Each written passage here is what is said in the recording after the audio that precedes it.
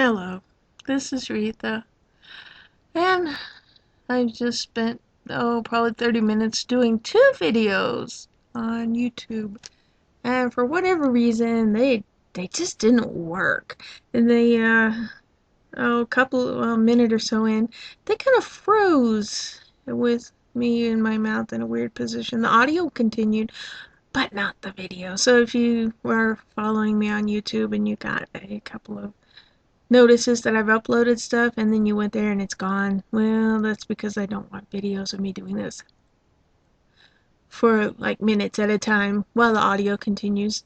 Besides, I had stuff I wanted to show you, so this time I'm recording directly, and hopefully when I upload it to YouTube, the audio will sync with the video, because that's why I was doing the YouTube thing directly instead of just doing it video.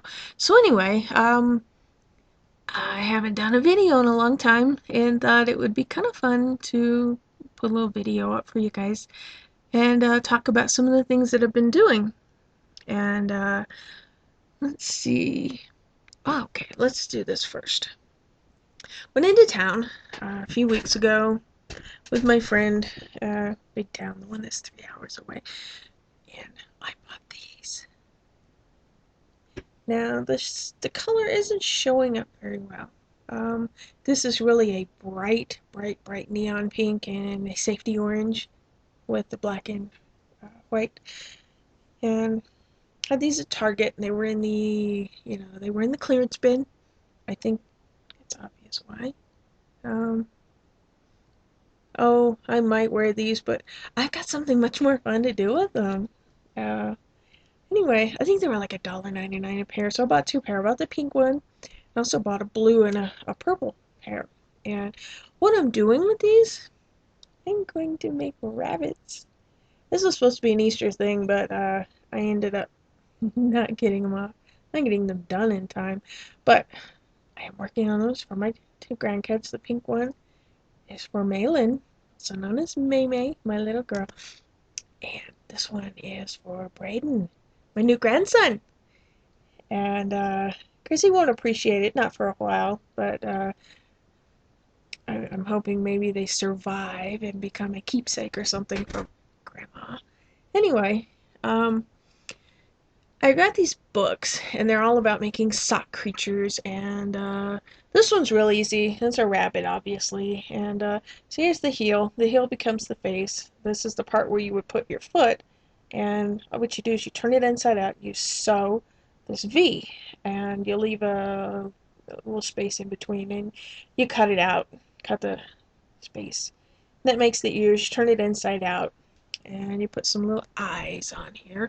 And I bought safety eyes. Now, these safety eyes are a really good idea because kids can't pull them out, pull them apart, swallow them, choke on them, all that kind of stuff. But since the socks are so stretchy, once I put the safety eyes in, and when it went through and poked a hole, these stretched, and all of a sudden the safety eyes could just you could just pull them right out. So not so safe. So what I did, I had these buttons, lots and lots and lots of buttons. I bought these at Hobby Lobby, and all different shapes and sizes and colors, and mostly round ones. There's these little heart-shaped ones too. They make good noses.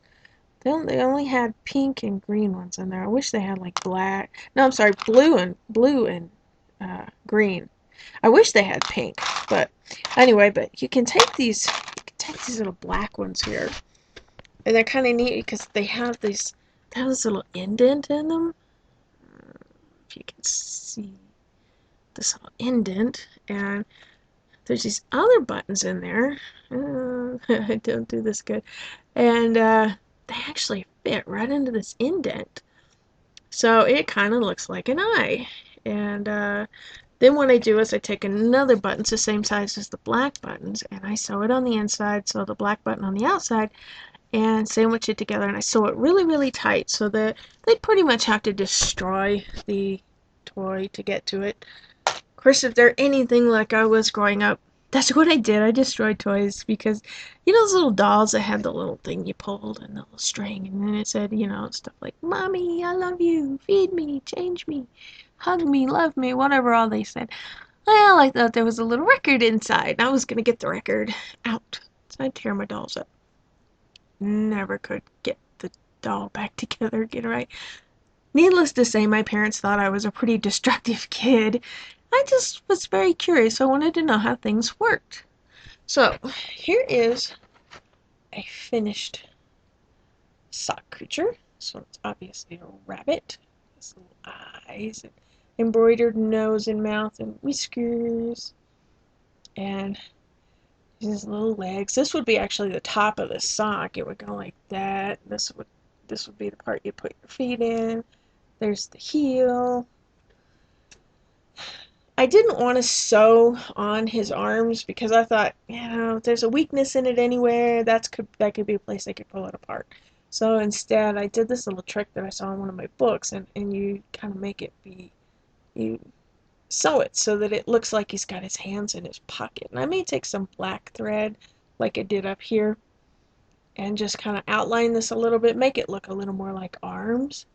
And I kind of made him a little poochy belly, and a little butt. And I don't know if I'm going to put a tail on there or not. I haven't quite decided. I don't think I am, just because I don't want anything extra sewn onto here, because it's just something that can be pulled off. But the really neat thing is this. Listen.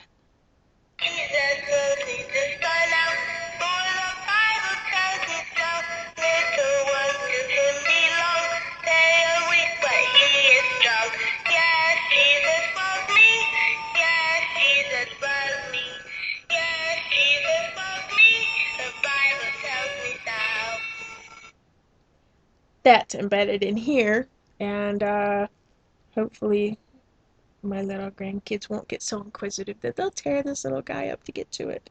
But if they do, it's only an heirloom to be. I might make a double set. I don't know. Well, no, I really can't. Anyway, sock creatures, I will put a link to the books that I have down below. Okay. Now, the other stuff that I've been doing is, let me show you. Crayons. I bought the big box of crayons. It's actually got this little thing that comes up, but I don't ever keep it up. I just leave it down. Got this at Hobby Lobby, I think it was. They had, you know, they had stuff marked down, so I bought this. First thing I did, I know, it's anal. I took them all out and I put all the colors in by color family. All the purples together, and the blues, and the pinks, and the reds, and the yellows, and the greens, and the browns, and I've got the grays and metallics up here. Don't know why they don't come this way to begin with. They're just all kind of mixed up. Well, so what have I been doing with these crayons? Well, I used to be an artist. I still have it in me somewhere. I'm trying to dig that artist, my inner artist back out. And like crayons would be a fun way. And I've been watching these videos online of people drawing with crayons and making really fantastic art drawings and stuff. Here's a little doodle that I did. It's a koi fish. Little koi fish there. He's kind of curled around.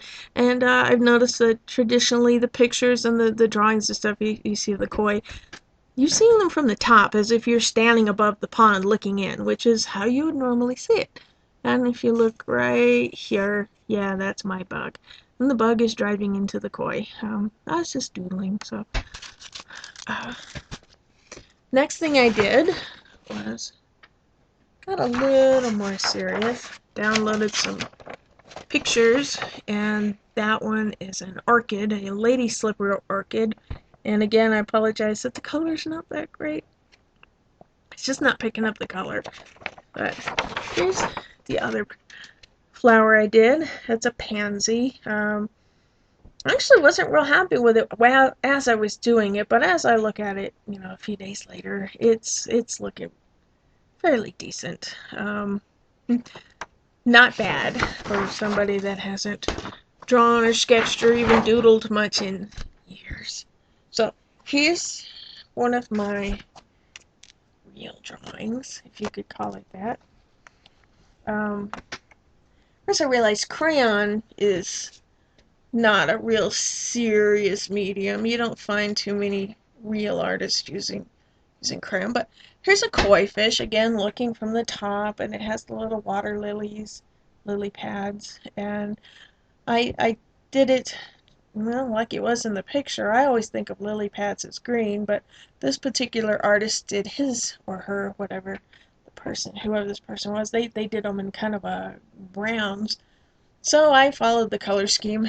What I really liked was the koi and the red blotches on him. So there he is in his glory. And it looked real simple to do. And I kind of like how the fins are translucent so you can see the stems through the fins. And I thought that was kind of a neat touch. And it's not exact. I mean, this is not an exact duplicate of the original picture. But, that's called artist prerogative. Or at least that's what they call it when you can't get it exact. But, I mean, if I wanted an exact copy, I would have printed it out and just pasted that to my wall. I wanted this to be mine. So, that's one thing that, okay, actually two things that I've been doing now.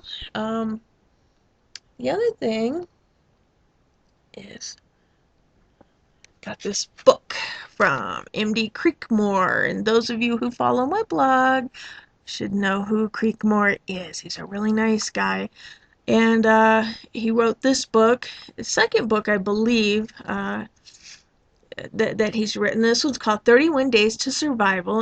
He did send this to me to evaluate, and as usual, Creekmore did a really good job. And basically what this book does is it breaks down the steps of survival, breaks them down into easy to do portions. So even though it says 31 days, you don't have to do consecutive days.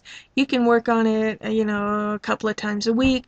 The point is to work on it, and this will help you to explore your strengths as well as your weaknesses. And it's a really good book. I recommend it. The price is really good.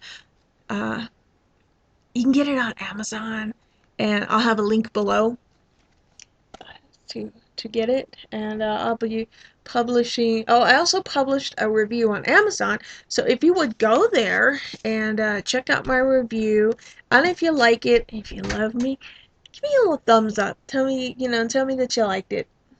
And I think right now mine's the newest. It probably won't stay that way for long. But there's like 9 reviews, and mine's the 9th one right now.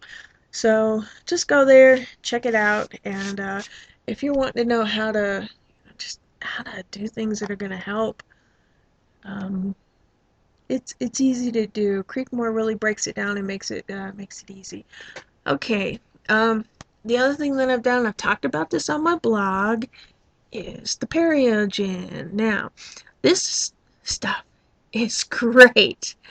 Um, I've spent a lot of money in my mouth. Now growing up, I didn't go to a dentist. We just couldn't afford it. There's 3 kids at home, and mom and dad. Dad worked, mom stayed at home, and there wasn't enough money for all of us to go get our mouths done. So none of us did, unless it was an emergency or something. And apparently we have pretty good teeth, so there really weren't any emergencies that happened. But I think I was 16 the first time I went to the dentist.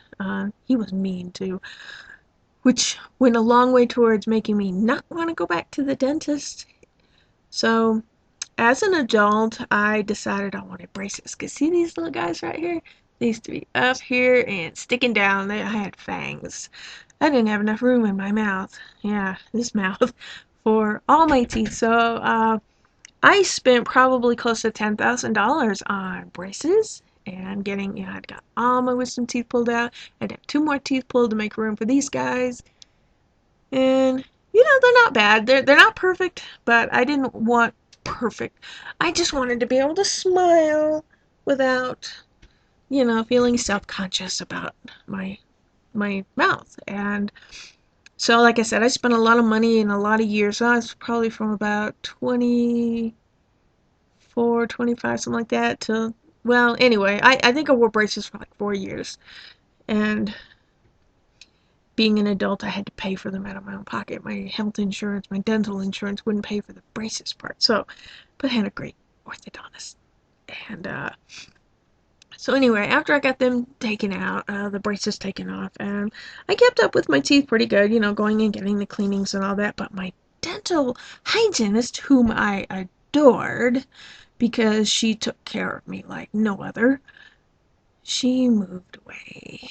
And I just kind of drifted away, went to another dentist or two, and just never was happy with them. So over the years, um, I've had this buildup of tartar on my teeth, and I'm really prone to that. Even though I don't get cavities or infections, stuff like that, I get tartar really, really bad, especially right there on the back of my bottom teeth, which I understand is pretty common.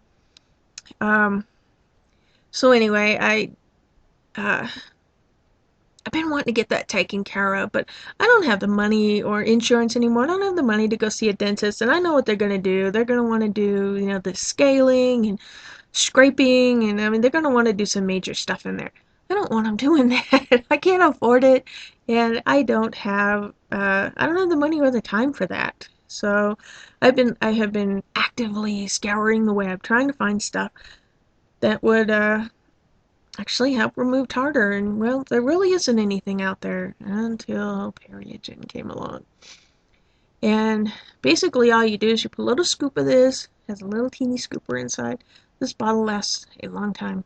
Put a little scoop of this in your uh, water pick, and after you brush your teeth and everything, you run this stuff in there, and uh, the first few times you use it, you're thinking, okay, my teeth feel a little cleaner, but so, you know, after a week or so, now I gotta tell you, in all honesty here, I cannot leave well enough alone. I got a scraper. I got one of those dental scrapers, and I got in there, and I got, I picked off a lot of the stuff that was down here, but I was able to get, I was able to get some areas cleaned that I've never been able to get cleaned before, except professionally. But what really let me know that this stuff is working well, is okay, flossing. Okay, you get to floss back there in your back teeth. I can't get back there with those picks and scrape out the tartar, especially the stuff that's between you. It's just not gonna happen. Um, I noticed one day I was flossing and the floss slid in and slid out. There was nothing in there to stop it. Usually it kind of went, and this floss would shred because there was a tartar buildup even between my teeth, and there was, and I noticed I was pulling the floss in and out, and there was no resistance, and I had space in there that I didn't have before, which is telling me that the Periogen was cleaning it. It was actually getting the tartar out. Now I've seen some reviews that people have done on this. They used it a few times and were expecting, big honking chunks of tartar to come flying out of their mouth. And that the tartar doesn't build up that way, and you're not going to get rid of it that way. But if you're consistent with this stuff works. It will remove the tartar. It does it, a layer or two at a time. And just the same way it built up in your mouth, a layer or two at a time. And I tell you, there have been people who have started complimenting me on my teeth, and I haven't had compliments on my teeth in a long time, and probably because I've been hiding them a little bit, but I'm a happy person, and I like to smile, and I like talking to people, and I want to know that my teeth are, in good shape, not only for the look, but but for my health. I want to be, healthy, and I know that dental problems are what cause, a lot of health problems in people later on in life, and I'm getting later on in life, and I don't want to, I gotta tell you, if you don't have the money to go to a dentist and you've got teeth problems, if you still have teeth, get you this Periogen. Periogen. I'll put the link down below, and hopefully this video will work. I'll put the link down below. You can get it. It's like 30 bucks, 29.99 or 95, something like that. And even though it's a little teeny bottle, it's lasts a while, lasts quite a long time. And that, I'll pay 30 bucks because I can guarantee you if I go to a dentist, just to sit in a chair is going to cost, I don't know, 50, 60 bucks. That's before they even do anything. And the Periogen is really working. I'm also still using the calcium therapy. I'll put a link to that as well. And uh, I've been real happy with that too. That I believe has been helping my gums and help strengthening my teeth. And I'll post some more information about that on another video because I could go on forever about that. So I guess that's about it for now. And this has been fun. And hope you had a good time. Hope you're not terribly bored. But post some comments, post some questions. If you have any questions for me, or for Bob, or for anything, you can ask anything. I can't guarantee you I'll answer all of them, but just ask, and I'll do my best. And adios, amigos.